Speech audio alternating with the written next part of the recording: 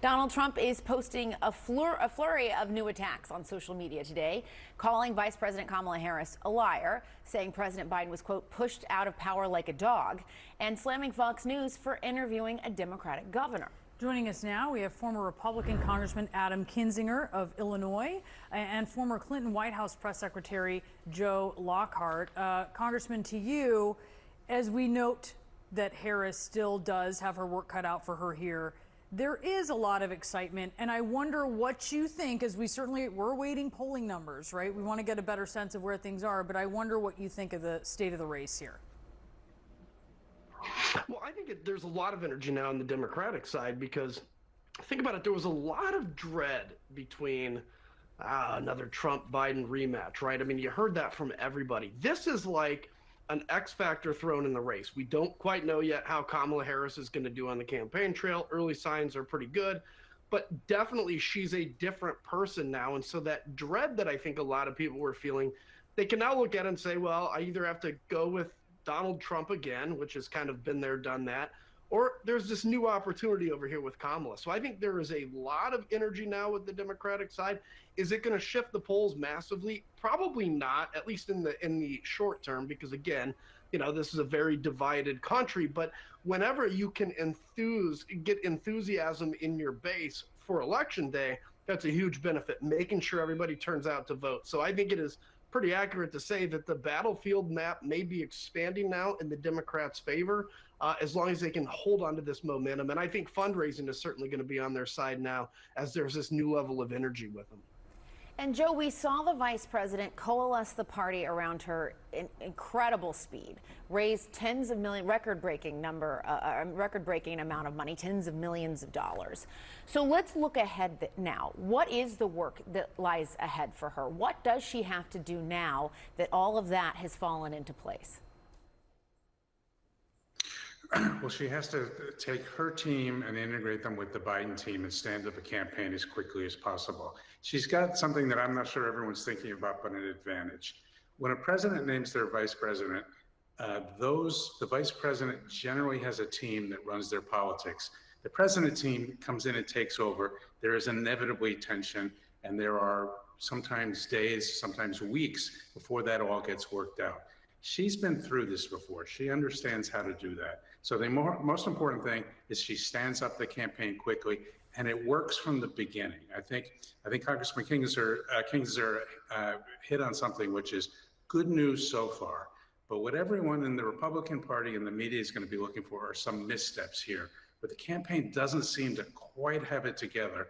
I think based on her experience, and based on the Biden team, I mean, listen, we shouldn't forget that one of the reasons that she came out so quickly and coalesced the field is by the way Biden and his team did it, by keeping it a secret and not allowing others to come in and organize and sort of making it a fait accompli. That gave her a big advantage. Joe, I remember not very long ago speaking with Democrats who were privately urging Biden to get out of the race, and then in the next breath saying they didn't think Kamala Harris, the vice president, was the person to get the votes that the Democratic ticket needed to win. I mean, surely those concerns don't just completely evaporate. No, they don't. But, you know, as Joe Biden once said, you know, he's running against Donald Trump. He's not running against God. I think what's happened in the party is that even those who had some doubts about the vice president have now seen this as a clear choice. They see the excitement, they see the money, and they see what their choice is as Democrats and as activists and partisans. They have one person to get behind. We were able to avoid a free-for-all between now and the convention, which really could have strained a lot of relationships. So I think, again, it's early, but coming out of this, I think they've handled it flawlessly. And Congressman Kinzinger, I do want to ask you, because you endorsed President Joe Biden in the presidential race, with him now stepping aside, do you plan to endorse Kamala Harris, and what do you want to hear from her?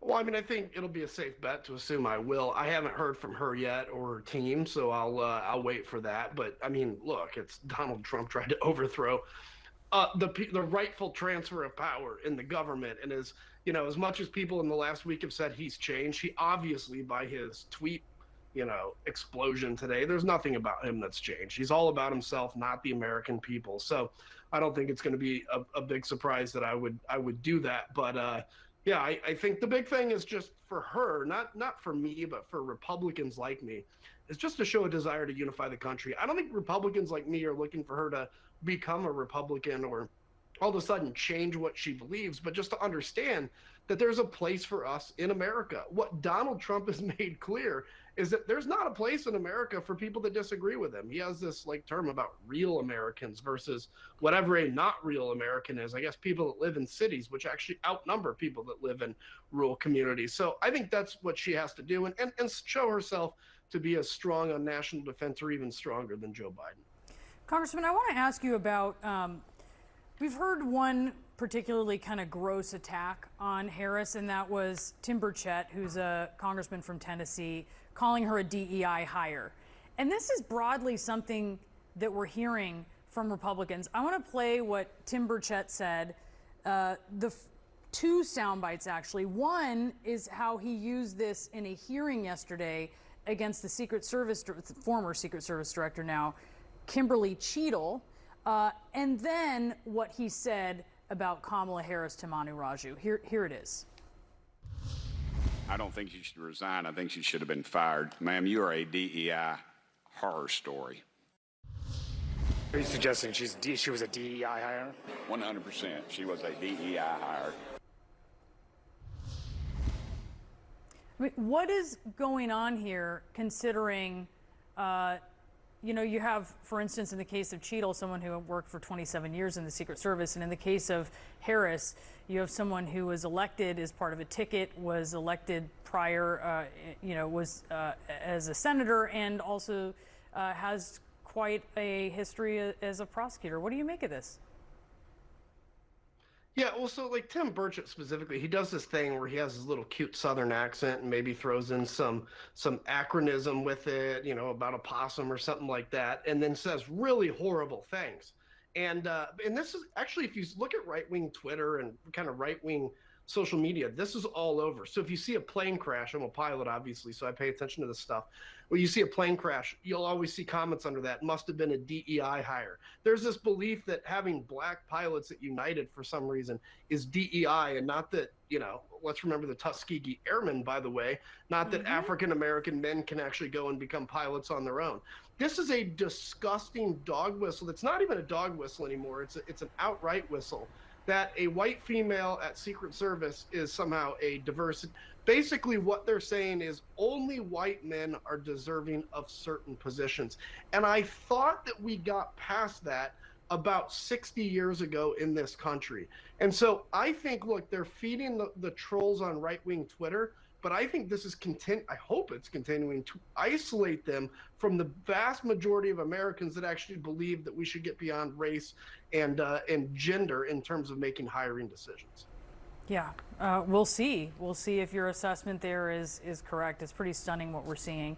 Congressman Joe, thank you so much to both of you. We do appreciate it.